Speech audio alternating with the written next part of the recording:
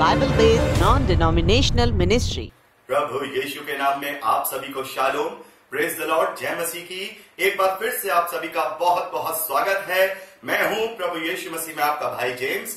आशा करता हूं कि आप सब खुश होंगे, आनंद से होंगे, सुरक्षित होंगे और परमेश्वर के वचन में बढ़ रहे होंगे।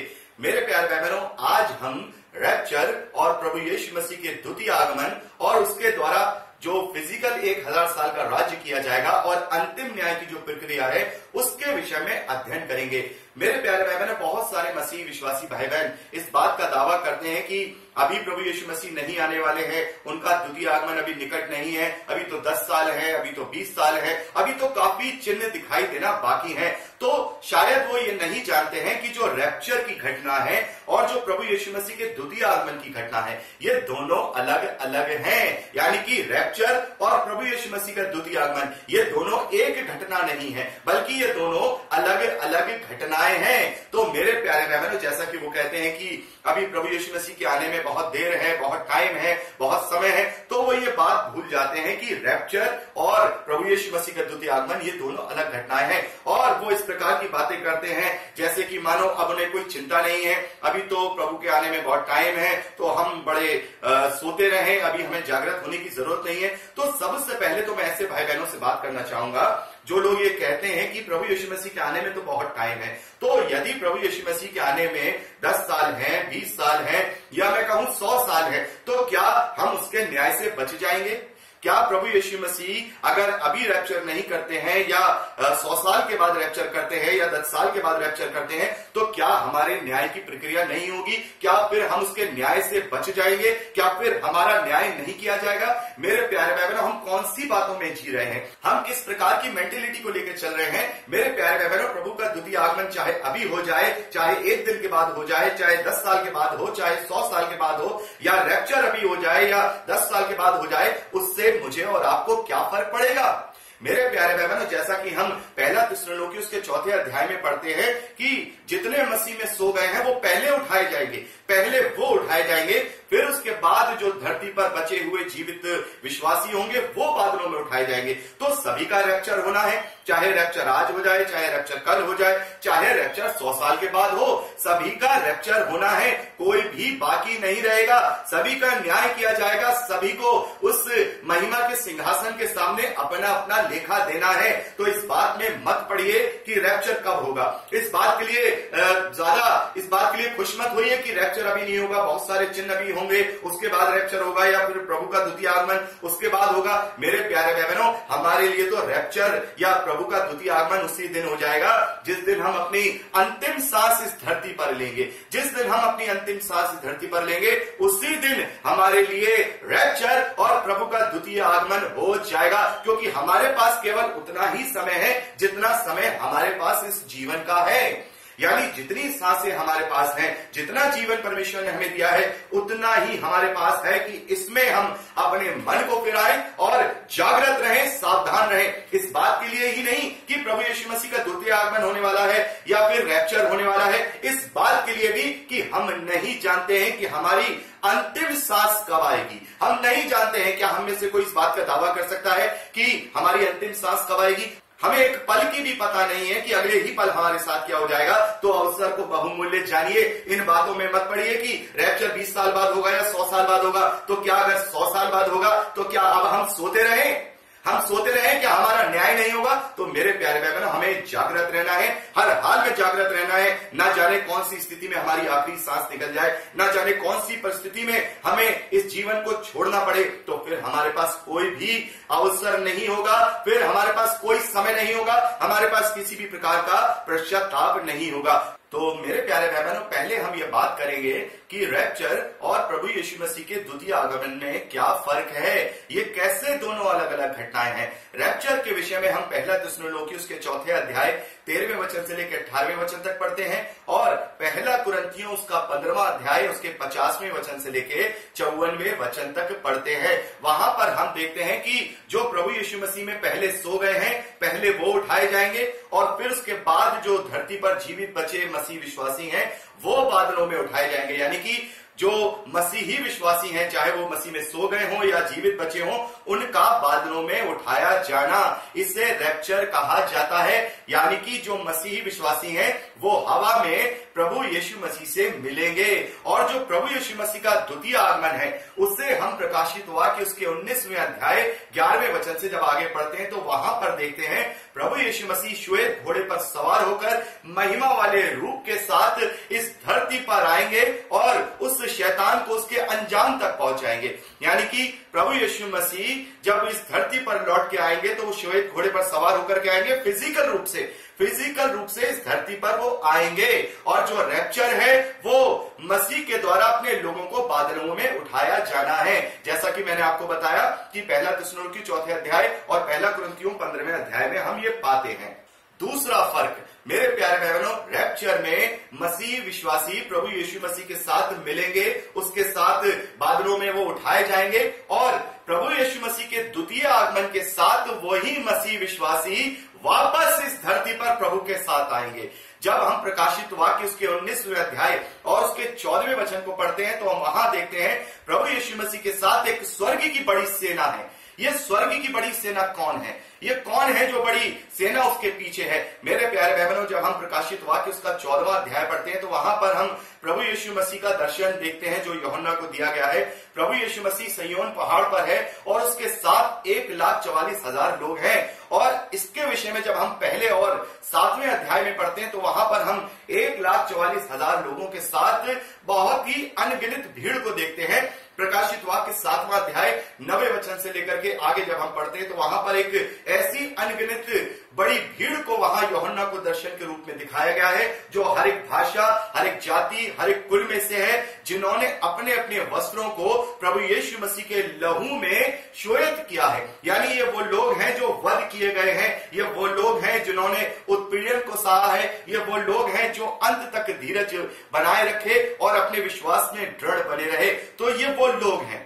तो ये एक बहुत बड़ी भीड़ यूहन्ना को वहां प्रकाशित वाक्य 7वें अध्याय में बताई गई है, जहां पर 1,44,000 जन भी हैं जो स्पेशल इजराइल के 12 गोत्रों में से 12,000 जन हैं और उनके साथ एक बहुत बड़ी भीड़ जो अनगिनत भीड़ है वो भी दिखाई गई है, जो कि परमेश्वर के मंदिर में उसकी सेवा करते हुए दिखाई देते हैं। तो जब प्रभु यीशु मसीह का द्वितीय आगमन होगा, प्रकाशित वाक्य 19वें अध्याय 14वें वचन को जब पढ़ते हैं तो वहां पर हम देखते हैं कि प्रभु यीशु मसीह अपनी स्वर्गीय सेना के साथ आएगा और उसके साथ कौन कौन होंगे?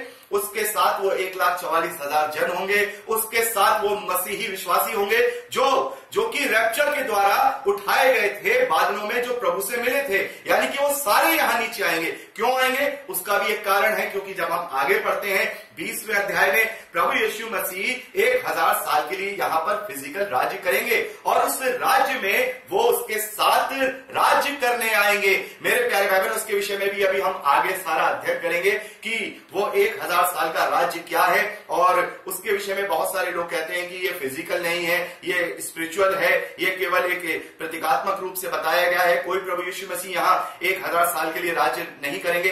तमाम तरीके की बातें, लेकिन हम बात करेंगे कि आखिर ये फिजिकल है या फिर ये केवल एक सिंबॉलिक रूप से। इसके विषय में अभी हम आगे बात करेंगे। तो हम बात कर रहे थे, दूसरा फर्क यह है कि रैप्चर में हम प्रभु से मिलेंगे और द्वितीय आगमन में हम प्रभु के साथ वापस आएंगे। यह बहुत बड़ा फर्क है मेरे प्यारे भाई बहनों। तीसरा फर्क मेरे प्यारे भाई बहनों, तीसरा जो इन दोनों में फर्क है वो ये है कि रैप्चर परमेश्वर के द्वारा जो 7 प्रकोप के कटोरे इस धरती पर उंडेले जाएंगे, जिसे हम प्रकाशित वाक्य 16वें अध्याय में पढ़ते हैं, जो अंतिम 7 प्रकोप के कटोरे हैं, जब वो इस धरती पर उंडेले जाएंगे, रैप्चर उससे पहले कर लिया जाएगा। मेरे प्यारे भाई बहनों, रैप्चर के विषय में हम ये सोचते हैं कि रैप्चर अभी से लेकर के जब तक कि एंटी क्राइस्ट नहीं आएगा तब तक के समय अवधि तक कभी भी किया जा सकता है। इसमें बहुत सारी थ्योरीज हैं। बहुत सारे लोगों का मानना है कि जब एंटी क्राइस्ट आएगा तभी रैप्चर किया जाएगा। तो बिल्कुल मेरे प्यारे भाई बहनों, ऐसा मेरा भी मानना है, लेकिन हम इसके विषय में कोई दावा नहीं कर सकते हैं, क्योंकि प्रभु यीशु मसीह ने कहा कि उस दिन को, उस घड़ी को कोई नहीं जानता, ना पुत्र ना स्वर्गदूत, केवल पिता। तो जब कोई नहीं जानता, तो हम भी इस बात का दावा नहीं कर सकते। हम केवल आकलन कर सकते हैं, हम केवल आकलन करते रह जाएंगे और प्रभु के द्वारा रैप्चर हो जाएगा और आकलन करने वाले यही रह जाएंगे। बाकी सच्चे मसीह विश्वासी बादलों में, हवा में प्रभु के साथ मिलेंगे। तो मेरे प्यारे भाई बहनों, ये केवल आकलन है, लेकिन सच्चाई ये है कि जो रैप्चर है वो उन प्रकोप के कटोरों से पहले होगा। यानी कि इतना तो पक्का है कि उन 7 अंतिम प्रकोप के कटोरों में मसीह विश्वासी नहीं पड़ेंगे, क्योंकि पहला थिस्सलुनीकी उसका 5वां अध्याय उसके 9वें वचन को जब हम पढ़ते हैं तो वहां पौलुस कहते हैं कि जो मसीही विश्वासी हैं वो परमेश्वर के क्रोध के लिए नहीं वरन प्रभु यीशु मसीह में होकर उद्धार के लिए ठहराए गए हैं। तो परमेश्वर का क्रोध मसीह विश्वासियों पर नहीं पड़ेगा। तो जब मसीह विश्वासियों पर परमेश्वर का क्रोध नहीं पड़ेगा तो जो अंतिम 7 प्रकोप के कटोरे हैं उनको भी मसीह विश्वासियों को नहीं दिया जाएगा, यानी कि उससे पहले ही रैप्चर कर लिया जाएगा। तो रैप्चर परमेश्वर के क्रोध से पहले, यानी कि जो अंतिम 7 प्रकोप के कटोरे हैं उससे पहले कभी भी किया जा सकता है। और जो प्रभु यीशु मसीह का द्वितीय आगमन है, जब हम प्रकाशित वाक्य 16वां अध्याय उसके 19वें वचन को पढ़ते हैं तो वहां पर देखते हैं जब 7 प्रकोप के कटोरे डाल दिए जाते हैं उसके बाद प्रभु यीशु मसीह का द्वितीय आगमन होता है, जिसे हम 19वें अध्याय 11वें वचन से पढ़ते हैं। तो ये तीसरा प्रमुख जो फर्क है वो ये है कि जो रैप्चर है वो कभी भी किया जा सकता है, जो क्रोध है उससे पहले किया जाएगा, और जो द्वितीय आगमन है वो सभी चिन्हों के बाद होगा। यानी कि जितने भी चिन्ह हम प्रकाशित वाक्य में पढ़ते हैं उनके बाद जब वो बातें पूरी हो जाएगी, 7 तुरहियां फूकी जाएंगी, 7 प्रकोप के कटोरे इस धरती पर डाल दिए जाएंगे, उसके बाद जो प्रभु यीशु मसीह है उनका द्वितीय आगमन होगा इस धरती पर फिजिकल रूप से, जैसे वो गया था। प्रेरितों के कार्य पहले अध्याय में हम पढ़ते हैं 10वें-11वें वचन में कि जिस रीति से वो गया है उसी रीति से वो वापस आएगा, वो उसी रीति से वापस आएगा। वैसे ही इस धरती पर फिजिकल रूप से, यानी कि भौतिक रूप से, कोई स्पिरिचुअल रूप से नहीं बल्कि शरीर के साथ, क्योंकि वो शरीर के साथ उठाया गया है और शरीर के साथ ही वापस इस धरती पर आएगा और बहुत सारे वो कार्य करेगा। हम देखते हैं प्रकाशित वाक्य 19वें अध्याय 19वें वचन से जब पढ़ते हैं, वो शैतान को हराएगा, उस भविष्यवक्ता को जो झूठा एंटी क्राइस्ट है उसकी पूरी सत्ता और सब कुछ उनको नष्ट करेगा, उसकी सेना को नष्ट करेगा, सबको जो है वहां पर नष्ट करने के बाद प्रभु यीशु मसीह 1000 साल का इस धरती पर जो यरूशलेम है वहां पर राज्य स्थापित करेंगे। तो ये तीसरा मुख्य प्रमुख फर्क है जो कि रैप्चर को और जो प्रभु यीशु मसीह का द्वितीय आगमन है इन दोनों घटनाओं को अलग करता है। अब बात करते हैं चौथे फर्क की। मेरे प्यारे भाई बहनों, रैप्चर और प्रभु यीशु मसीह के द्वितीय आगमन में जो चौथा सबसे बड़ा फर्क है वो ये है कि रैप्चर बिल्कुल अचानक होगा, बिल्कुल से अचानक से हो जाएगा। जब ये लोग सोचते होंगे सब कुछ कुशल है, सब कुछ अच्छा है, जैसे नूह के समय में हम देखते हैं, नूह के समय में भी सब कुछ वो सोचते थे सब कुछ अच्छा है और एकदम से जल प्रलय आ गया, अचानक से सब कुछ हो गया। वैसे ही जो रैप्चर होगा वो अचानक से होगा, अचानक से होगा। जैसा कि अभी हम सोच रहे हैं, बहुत सारे चिन्ह हमें अभी दिखाई दे रहे हैं, तो हम ये सोचे कि अभी रैप्चर हो जाएगा, तो मे भी पॉसिबल हो जाए, परमेश्वर की मर्जी तो परमेश्वर ही जानते हैं। लेकिन फिर भी जो रैप्चर होगा वो बिल्कुल अचानक से होगा, यानी कि जब लोग ये कहेंगे कि बिल्कुल कुशल है, बिल्कुल सही है, बिल्कुल अच्छा है, तो अचानक से रैप्चर हो जाएगा। उसके आने की भनक तक भी नहीं लगेगी। जैसे प्रभु कहते हैं कि वो दिन चोर के समान आ पड़ेगा, और ये दिन चोर के समान किन पर आन पड़ेगा? जो लोग जागृत नहीं है। लेकिन जो लोग जागृत हैं, जो लोग ज्योति की संतान है, पहला थिस्सलुनीकी 5वां अध्याय 3 वचन से जब हम पढ़ते आगे तो वहां लिखा है कि हम ज्योति की संतान हैं, तो हम पर ये चोर के समान नहीं पड़ेगा, हम पर तो ये स्वागत के लिए समान होगा। लेकिन जो लोग सोते होंगे, जो लोग प्रभु के विश्वास में कमजोर होंगे, उन पर ये दिन चोर के समान अचानक से आ जाएगा। तो ये चौथा बहुत बड़ा फर्क है कि जो रैप्चर है वो बिल्कुल अचानक से आएगा। लेकिन प्रभु यीशु मसीह का द्वितीय आगमन, प्रभु यीशु मसीह का द्वितीय आगमन बिल्कुल एक साथ पूरी दुनिया देखेगी। प्रकाशित वाक्य उसका पहला अध्याय 7वें वचन में हम देखते हैं कि पूरी दुनिया, पूरी आंखें उसको देखेंगी, उसको आता हुआ देखेंगी, सारे धरती के लोग अपनी छाती पीटेंगे।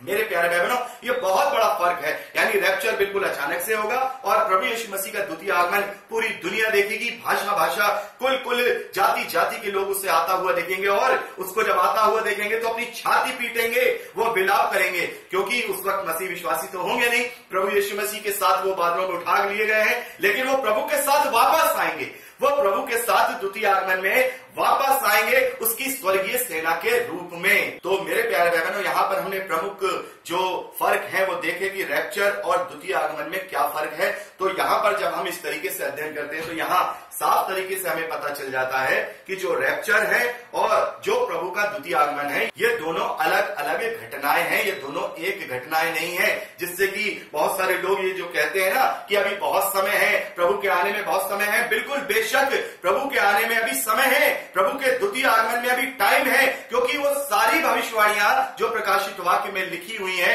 वो सारे चिन्ह जो प्रकाशित वाक्य में लिखे हैं, उनका पूरा होना जरूरी है। लेकिन रैप्चर के लिए ये जरूरी नहीं है कि वो सारी बातें पूरी हों, इसीलिए रैप्चर अचानक से होगा, इसीलिए रैप्चर कभी भी हो सकता है। इसीलिए हमें तैयार रहना है मेरे प्यारे भाई बहनों, क्योंकि यदि हम जागृत नहीं रहे तो जैसा कि हम मत्ती के सुसमाचार 24वें अध्याय 40वें वचन से लेकर आगे पढ़ते हैं, एक ले लिया जाएगा, एक छोड़ दिया जाएगा। कहीं ऐसा ना हो कि हम छोड़ने वालों में हों, क्योंकि यदि हम छोड़ने वालों में हुए तो फिर हमारे पास दांत पीसने के अलावा कुछ नहीं होगा, हमारे पास हाथ मलने के अलावा कुछ नहीं होगा, क्योंकि फिर प्रभु अपना आत्मा और प्रभु अपने लोगों को एक साथ ऊपर उठा लेगा। उस वक्त किसी भी प्रकार का हमारे पास कोई अवसर नहीं होगा कि हम वापस प्रभु से कहें कि प्रभु हमें अब तू हमें भी रैप्चर कर ले, हमारे पास कोई अवसर नहीं होगा। इसलिए जागृत रहें, अपने आप को हम इस प्रकार से ढांढस ना दे कि अभी तो प्रभु नहीं आएंगे, प्रभु अभी नहीं आएंगे। हाँ, प्रभु अभी नहीं आएंगे, अभी द्वितीय आगमन नहीं होगा, जब तक कि पूरे चिन्ह नहीं होलेंगे, जब तक प्रभु का द्वितीय आगमन नहीं होगा, ये मैं कहता हूं। लेकिन रैप्चर के विषय में हम में से कोई मसीह विश्वासी दावा नहीं कर सकता, और जो मसीह विश्वासी दावा करता है वो परमेश्वर के उस निजाम का विरोध करता है जो कि प्रभु ने स्वयं कहा कि उस दिन के विषय में कोई नहीं जानता। वो दिन चोर के समान आ पड़ेगा, उस दिन को ना स्वर्गदूत जानते हैं, ना ही पुत्र जानता है, केवल पिता जानता है। और प्रभु यीशु मसीह अपने चेलों से कहते हैं कि उस समय उन समय कालों को जानना तुम्हारा काम नहीं है, तुम्हारा ये अधिकार नहीं है, ये केवल परमेश्वर का अधिकार है। तो इन बातों में मत पड़िए। रैप्चर कभी भी हो, अभी हो, 100 साल के बाद हो, 10 साल पहले बाद हो, इससे कोई फर्क नहीं पड़ता। सबसे पहले तो रैप्चर कभी भी हो सकता है, अपने दिमाग में ये बात लिख लीजिए। दूसरी चीज, चाहे रैप्चर हो ना हो, लेकिन ये बात पक्की है कि हमारा जो समय इस धरती पर है हमें नहीं पता वो कितना है। हम किसी भी समय इस धरती को छोड़ के जा सकते हैं, हमारी किसी भी समय अंतिम सांस इस धरती पर आखिरी हो सकती है। तो इस बात के लिए जागृत रहें, इस बात के लिए सावधान रहें, इस बात पे ना पड़े कि रैप्चर कब होगा, कि प्रभु का द्वितीय आगमन कब होगा। ये सारी चीजें बाइबल में लिखी हैं, तो इनका होना अवश्य है, अवश्य है। लेकिन हम लोग अभी भी अपने आप को क्या कर रहे हैं, अपने आप को झूठा ढांढस दे रहे हैं कि प्रभु के आने में तो भी 10 साल है, प्रभु के आने में तो भी 20 साल है। बेशक 10 साल हो, 20 साल हो, 100 साल हो, उससे क्या फर्क पड़ता है। रैप्चर तो कभी भी हो सकता है, और रैप्चर भी अगर अभी नहीं होता है तो भी उससे क्या फर्क पड़ता है। हमारे पास हमारा जीवन कितना है, ये बहुत बड़ा महत्वपूर्ण प्रश्न है, और इसी के द्वारा हमें अपने आप को जागृत करना है, सावधान करना है। तो मेरे प्यारे भाई बहनों, अभी हमने बात की रैप्चर और द्वितीय आगमन, ये दोनों अलग अलग घटनाएं हैं। अब बात करते हैं प्रभु यीशु मसीह के द्वितीय आगमन के बाद क्या होगा। जैसा कि हम बात कर रहे थे, प्रभु यीशु मसीह का जब द्वितीय आगमन होगा तो हम प्रकाशित वाक्य उसका 19वां अध्याय उसके 19वें वचन से पढ़ते हैं। फिर मैंने उस पशु और पृथ्वी के राजाओं और उनकी सेनाओं को उस घोड़े के सवार और उसकी सेना से लड़ने के लिए इकट्ठे देखा। वह पशु और उसके साथ वह झूठा भविष्यद्वक्ता पकड़ा गया, जिसने उसके सामने ऐसे चिन्ह दिखाए थे जिनके द्वारा उसने उनको भरमाया, जिन पर उस पशु की छाप थी, और जो उसकी मूर्ति की पूजा करते थे। ये दोनों जीते जी उस आग की झील में जो गंधक से जलती है डाले गए। शेष लोग उस घोड़े के सवार की तलवार से जो उसके मुंह से निकलती थी मार डाले गए, और सब पक्षी उसके मांस से तृप्त हो गए। मेरे प्यारे भाई बहनों, यहाँ पर हम देखते हैं कि जो प्रभु यीशु मसीह है जब फिजिकल रूप से इस धरती पर आएंगे श्वेत घोड़े पर सवार होकर, अब वो उस तरीके से नहीं आएंगे जैसे पहले आए थे, दीन होकर, नम्र होकर, अपने आप को शून्य करके। इस बार वो जो आएंगे वो राजा की तरह आएंगे, एक राजा की तरह आएंगे, और उस शैतान, उस झूठे भविष्यद्वक्ता यानी उस एंटी क्राइस्ट को, जो उसके लोग हैं जिन्होंने उसकी छाप को अपने माथे पे लिया, जिन्होंने उसकी मूर्ति की पूजा की, सबको यहाँ प्रभु यीशु मसीह यहाँ उन्हें दंड देंगे। और यहाँ लिखा है उनके शवों से जो पक्षी है वो तृप्त होंगे, यानी कि पूरी तरह से प्रभु यीशु मसीह उन्हें यहाँ पर नेस्तनाबूद कर देंगे, उन्हें नष्ट कर देंगे। और उसके बाद हम क्या देखते हैं 20वें अध्याय में, फिर मैंने एक स्वर्गदूत को स्वर्ग से उतरते देखा, जिसके हाथ में अथाह कुंड की कुंजी और एक बड़ी जंजीर थी। उसने उस अजगर अर्थात पुराने सांप को, जो इब्लीस और शैतान है पकड़ के 1000 वर्ष के लिए बांध दिया और उसे अथाह कुंड में डालकर बंद कर दिया और उस पर मोहर लगा दी गई कि वह 1000 वर्ष के पूरे होने तक जाति जाति के लोगों को फिर ना भरमाए। इसके बाद अवश्य है कि वह थोड़ी देर के लिए फिर खोला जाए। तो मेरे प्यारे भाई बहनों, यहाँ पर हम देखते हैं कि जब वो झूठा भविष्यवक्ता और वो जो मसीह विरोधी है जब उसको अंजाम तक प्रभु यीशु मसीह पहुंचा देंगे, तब शैतान को 1000 साल के लिए बंदी बना दिया जाएगा और इसी 1000 साल के पीरियड में प्रभु यीशु मसीह फिजिकल रूप से इस धरती पर 1000 साल का राज्य करेंगे। तो मेरे प्यारे भाई बहनों, जैसा कि मैंने आपसे बताया कि बहुत सारे स्कॉलर्स का ये मानना है कि ये जो 1000 साल का राज्य हम यहाँ 20वें अध्याय में पढ़ते हैं, ये कोई फिजिकल नहीं है, ये स्पिरिचुअल है, ये प्रतीकात्मक है, ये सिंबॉलिक है। लेकिन मेरे प्यारे भाई बहनों, जब हम संपूर्ण पवित्र शास्त्र का अध्ययन करते हैं, खास तौर पर हम यशायाह नबी की पुस्तक को देखते हैं और प्रभु यीशु मसीह के कहे शब्दों को देखते हैं, तो वहां से ये प्रूफ होता है कि ये जो राज्य है, ये 1000 साल का जो राज्य है, ये फिजिकल रूप से ही होगा। जैसे प्रभु यीशु मसीह मत्ती के सुसमाचार 24वें अध्याय 31वें वचन में कहते हैं, वह तुरही के बड़े शब्द के साथ अपने दूतों को भेजेगा और वे आकाश के इस छोर से उस छोर तक चारों दिशाओं से उसके चुने हुओं को इकट्ठा करेंगे। तो मेरे प्यारे भाई बहनों, यहाँ पर हम क्या देखते हैं कि प्रभु कहते हैं कि चारों दिशाओं से, पृथ्वी के छोर छोर से उसके चुने हुए लोगों को वो इकट्ठा करेंगे। और इसी बात को हम प्रकाशित वाक्य 20वें अध्याय 4 वचन से भी पढ़ते हैं। यहाँ लिखा है, फिर मैंने सिंहासन देखे और उन पर लोग बैठ गए और उनको न्याय करने का अधिकार दिया गया। मैंने उनकी आत्माओं को भी देखा जिनके सिर यीशु की गवाही देने और परमेश्वर के वचन के कारण काटे गए थे और जिन्होंने न उस पशु की और न उस मूर्ति की पूजा की थी और न उसकी छाप अपने माथे और हाथों पर ली थी। वह जीवित होकर मसीह के साथ 1000 वर्ष तक राज्य करते रहे। तो मेरे प्यारे बहनों, यहाँ पर हम देखते हैं कि प्रभु यीशु मसीह के साथ वो जीवित होकर, यानी कि उनका पुनरुत्थान हुआ है। और आगे लिखा है, जब तक ये 1000 वर्ष पूरे ना हो तब तक शेष मरे हुओं में से जी ना उठे। ये तो पहला पुनरुत्थान है। तो यहाँ पर हम क्या देखते हैं कि ये पहला पुनरुत्थान है, यानी कि जो लोग प्रभु के लिए वध हुए हैं, जो लोग बिल्कुल विश्वास में स्थिर रहे हैं, जिन लोगों का रैप्चर हुआ है, जिन लोगों का जो मसीह में पहले सो गए थे उनका रैप्चर हुआ है, वो सभी लोग इकट्ठे किए गए। किस लिए? कि वो प्रभु यीशु मसीह के साथ फिजिकल रूप से राज करें। यहाँ पर लिखा है कि वो जीवित हो गए, उनका पुनरुत्थान हुआ, यानी कि जैसे प्रभु यीशु मसीह पुनरुत्थान होने वालों में पहला फल है, उसी प्रकार से जैसे प्रभु यीशु मसीह हम देखते हैं कि उनका जो पुनरुत्थान होता है वो आत्मिक शरीर के साथ नहीं होता है, बल्कि उस शरीर के साथ होता है। वो आत्मा के द्वारा नहीं जी उठा है, बल्कि शरीर के साथ जी उठा है।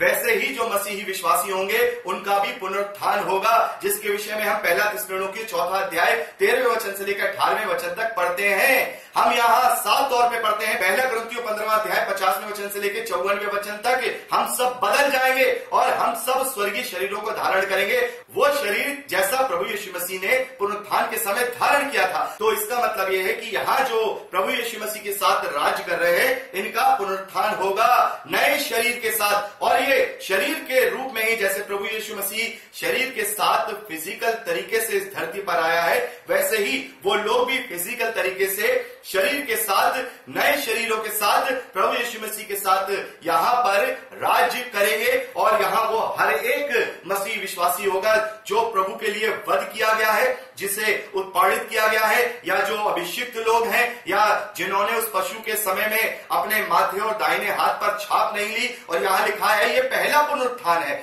यानी कि जो बाकी जो सामान्य मसीही विश्वासी हैं या जो दूसरे अविश्वासी हैं, उनका पुनरुत्थान नहीं होगा।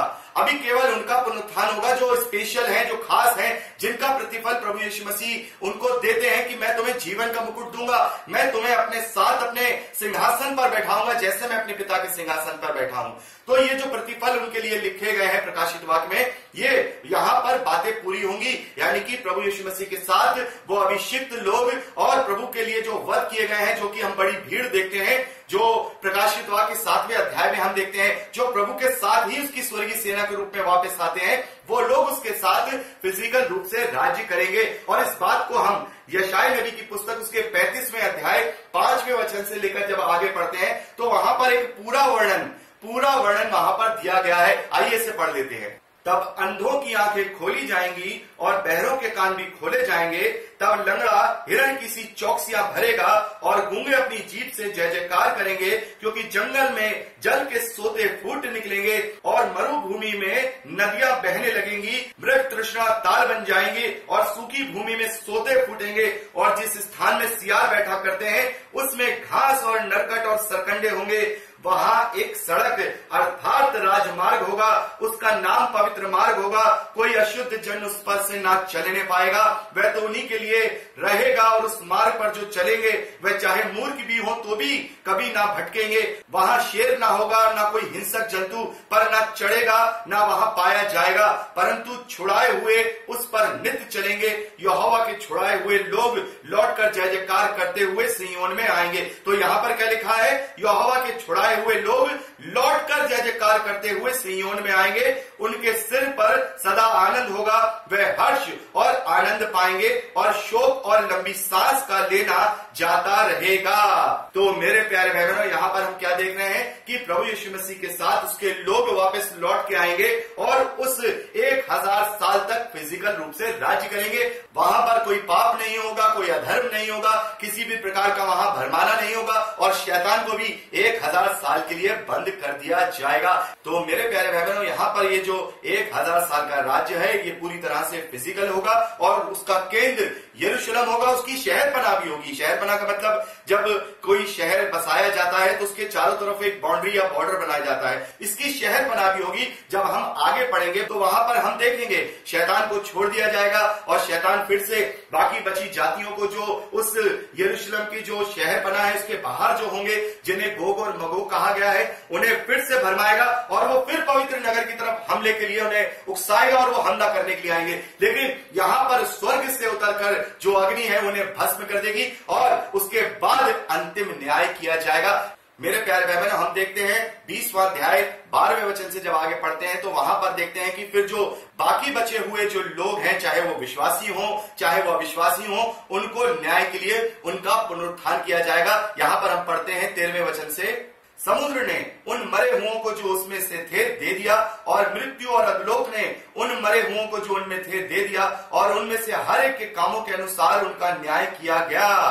मृत्यु और अधोलोक आग की झील में डाले गए। ये आग की झील दूसरी मृत्यु है और जिस किसी का नाम जीवन की पुस्तक में लिखा हुआ ना मिला वह आग की झील में डाला गया। तो मेरे प्यारे भाई बहनों, यहाँ पर हम देखते हैं कि जो पहला पुनरुत्थान हुआ, यानी कि जो प्रभु यीशु मसीह के साथ 1000 साल के राज्य के लिए वो जिनका पुनरुत्थान हुआ था, जो पहला पुनरुत्थान था वो तब हुआ। फिर 1000 साल के बाद जब शैतान और उसके लोगों को पूरी तरह से गंधक की झील में डाल के उनके अंजाम तक पहुंचा दिया जाएगा, अंतिम न्याय किया जाएगा, तब दूसरा पुनरुत्थान होगा बाकी बचे हुए लोगों का या विश्वासियों का या विश्वासियों का। तब उनका न्याय किया जाएगा और जिनका नाम जीवन की पुस्तक में पाया जाएगा उन्हें अनंत जीवन दिया जाएगा, परमेश्वर के साथ सहभागिता दी जाएगी। और जिनका नाम उस जीवन की पुस्तक में नहीं पाया जाएगा वो लोग गंधक की झील में डाले जाएंगे। और एक और वचन यहाँ बड़े ध्यान से हमने 14वें वचन को पढ़ा, हमने देखा कि जो मृत्यु है और जो अधोलोक है वो भी गंधक की झील में डाले जाएंगे। यानी कि मृत्यु भी ना रहेगी, अधोलोक भी ना रहेगा। मृत्यु इसलिए नहीं रहेगा क्योंकि अब पाप की प्रभुता नहीं रहेगी और अधोलोक इसलिए नहीं रहेगा क्योंकि अब न्याय हो चुका है और न्याय तक ही अधोलोक को रखा गया था एक टेम्परेरी जगह के रूप में कि वहां पर वो लोग रहे जब न्याय की प्रक्रिया की जाएगी। तो मेरे प्यारे भाई बहनों, हम यहाँ पर देखते हैं कि इस प्रकार से पहले रैप्चर होगा, फिर उसके बाद प्रभु यीशु मसीह का द्वितीय आगमन होगा और उसके बाद शैतान और उसकी शैतान की जो यहाँ पर जो भविष्यवक्ता है झूठा, उसको प्रभु यीशु मसीह यहाँ पर नेस्तनाबूद कर देंगे, उसे नष्ट कर देंगे और उसके बाद शैतान को 1000 साल के लिए बंदी बनाया जाएगा और उसके बाद 1000 साल तक फिजिकल रूप से प्रभु यीशु मसीह अपने लोगों के साथ शांति के साथ यहाँ पर राज्य करेंगे। और फिर उसके बाद जब शैतान को फिर से छोड़ा जाएगा तो स्वर्ग से निकल के आग उस शैतान को भस्म कर देगी और फिर उसे गंधक की झील में हमेशा हमेशा की पीड़ा के लिए डाल दिया जाएगा। और इसके बाद हम देखेंगे अंतिम न्याय की प्रक्रिया की जाएगी और जब न्याय की प्रक्रिया हो जाएगी उसके बाद हम 21वें अध्याय में नया आकाश, नई पृथ्वी, नया यरूशलेम का वर्णन पाते हैं। और मैं चाहूंगा इसे आप अपने हिसाब से पढ़ लीजिएगा और किसी दिन समय मिलेगा तो उसको भी मैं अच्छे से डिस्क्राइब करूंगा।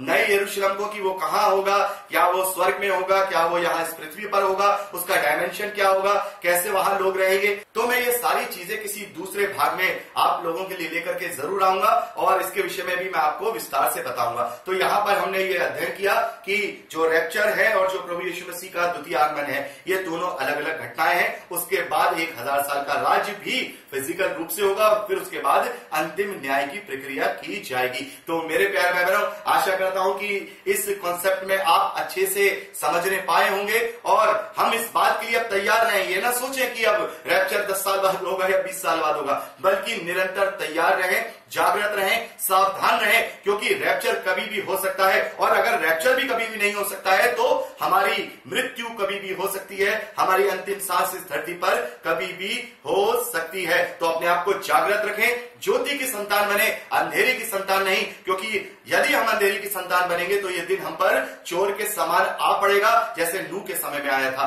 तो मेरे प्यारे भाई बहनों, आज के लिए इतना ही। प्रभु आप सबको वचन में दृढ़ करे, यीशु के सामर्थी नाम में आमीन। Praise the Lord. जय मसीह।